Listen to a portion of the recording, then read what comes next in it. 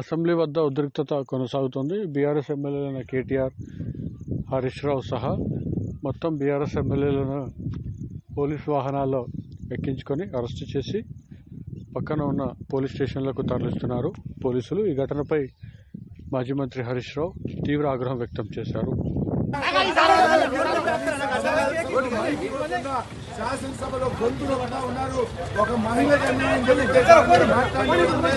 ఎన్నిసార్లు స్పీకర్ గారి కోరిన మైక్ లేకుండా ఆయన ప్రజాస్వామ్యాన్ని గొంతులొక్కుతా ఉన్నారు.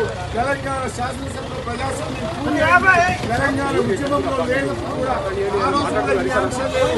తెలంగాణ ఉద్యమంలో లేని ఆంక్షలు ఈరోజు తెలంగాణ శాసనసభలో చూడడం నిజంగా చాలా దురదృష్టకరం. ఈరోజు ప్రజాస్వామ్యం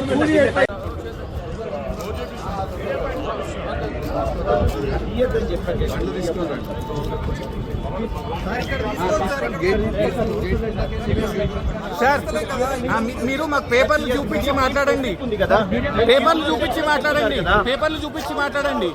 you can just orally order అది. గేట్లకైనా వచ్చి గేట్ వన్ కాడ ఆగండి. సైడ్ మినిస్టర్స్ కాడ ఆగండి. బస్సు వెళ్ళినాక గేట్ వన్లకి వెళ్ళాక అవుతుంది.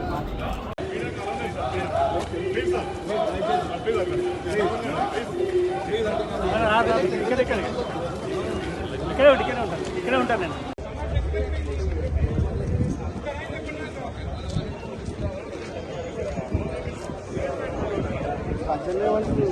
చెప్పండి.